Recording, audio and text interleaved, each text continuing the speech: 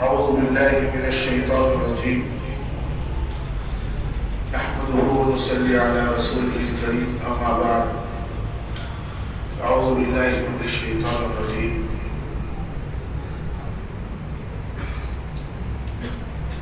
پہلے تو میں آپ لوگوں کو مبارکباد پیش کروں کہ آپ لوگوں نے آج کی اس رات کی بنسبت یہاں تشریف فرما ہے۔ پھر میں اس مسجد کے صدر صاحب کو بھی اس بات کی مبارکبادی پیش کروں کہ وہ اپنے وقت کو نکال کر اپنے علاقے سے یہاں آتے ہیں ہر وقت۔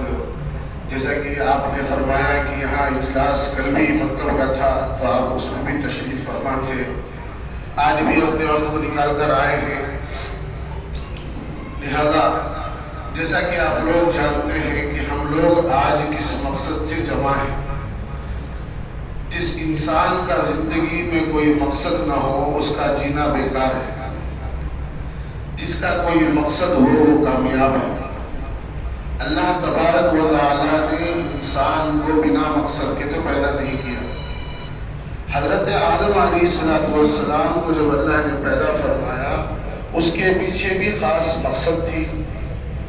علماء نے لکھا ہے کہ حضرت آدم یعنی انسان کو پیدا کرنے سے کئی سو سال پہلے اللہ تبارک و تعالیٰ نے جنت جہنم کی تعمیر فرمائی۔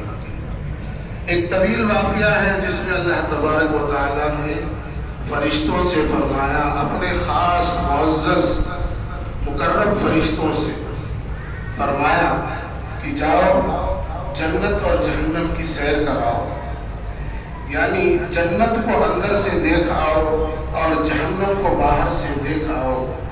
جہنم کے اندر جو ایک بار پہنچتا ہے تو دوبارہ اس کو واپس ہی وہاں سے اللہ تعالیٰ کی مرضی کے بنا ممکن نہیں۔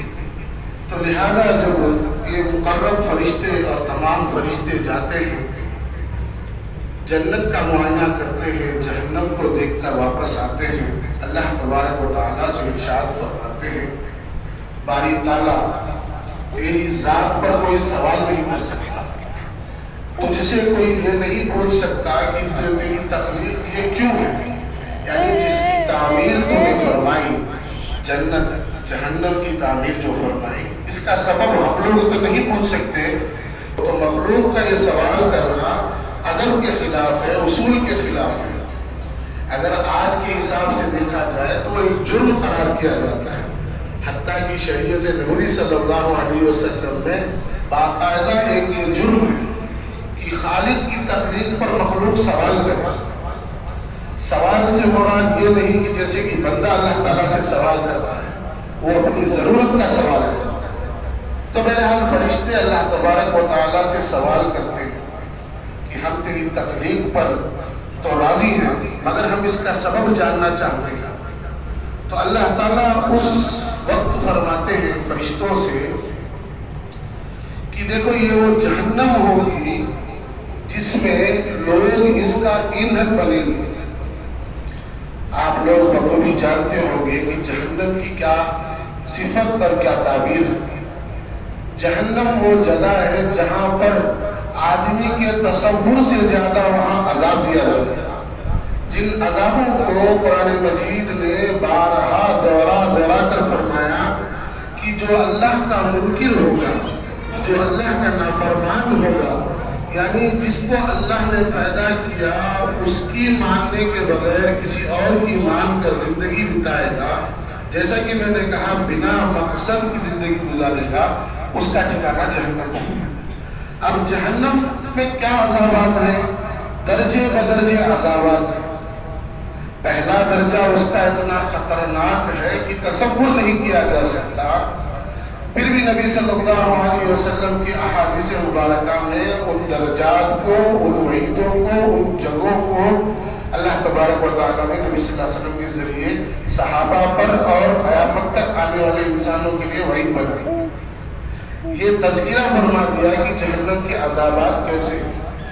مثال کے طور پر جہنم کو جو ہے دہکایا گیا ہے، جلایا گیا ہے جہنم کے اندر، مختلف قسم کے عذابوں سے فرشتوں کو وہاں قائم کیا گیا ہے۔ ایک فرشتہ ایسا ہے جو نافرمان گنہگار بندے کو لاتا ہے اور جہنم کے اندر لٹاتا ہے، دوسرا فرشتہ جو ہے اس کے سر کے برابر کھڑا ہو کر ایک پتھر اس شخص پر، گنہگار پر، اس منکر پر، اس خدا کو نہ ماننے والے پر اتنی زور سے اس کے سر پر پتھر مارتا ہے کہ وہ پتھر جب اس کے سر کو چکنا چور کر کے واپس ہوتا ہے.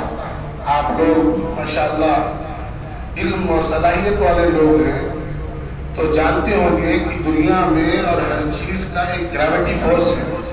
جب کوئی چیز کو فورس سے، ہمت اور طاقت سے پھینکی جاتی ہے، کسی چیز سے جب وہ ٹکراتی ہے تو دوبارہ واپس آتی ہے.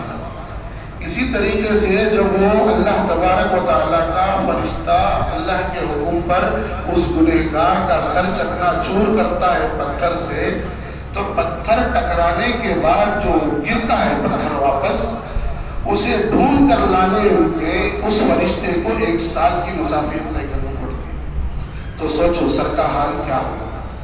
حضرت شیخ رحمۃ اللہ علیہ نے ان واقعات کو فضائل اعمال میں بھی ذکر کیا ہے. بعض روایات میں یہ ان لوگوں کا عذاب ہوگا جو اللہ تعالیٰ سے سخت مخالفت کرتے، اللہ تعالیٰ کے بتائے ہوئے احکامات کی منکرات پر چلے، اللہ تعالیٰ کے بتائے ہوئے راستوں کو چھوڑ کر غیر کے راستوں کو اپنا کر چلتے. لہذا اس کی ایک پہلی درجہ، اس طریقے سے علماء لکھتے ہیں 7 درجے ہیں جہنم کے. یعنی مان لیجیے جہنم کی 7 فلوریں ہیں، 7 بالائیں ہیں. اللہ عالم بالصواب، اللہ بہتر جانتا. اور علماء کی تحقیق ہے کہ 7 منزلات میں سب سے گہرا بیسمنٹ جو ہوگا وہ اس قدر انگار اور آگ سے بھرا ہوا ہوگا اور وہ کئی 100 ہزاروں سال سے دہک رہی ہے، جس کا اگر آگ کا قطرہ دنیا زمین پر پڑ جائے تو آج سے لے کر قیامت تک گھاس کا ایک تنکا نہیں اٹھ سکتا. اب ایسی آگ میں اس نافرمان کو ڈالا جاتا ہے تو اس کا کیا حشر اور کیا اجر ہوتا ہے. ہڈیاں، جسم، چمڑا.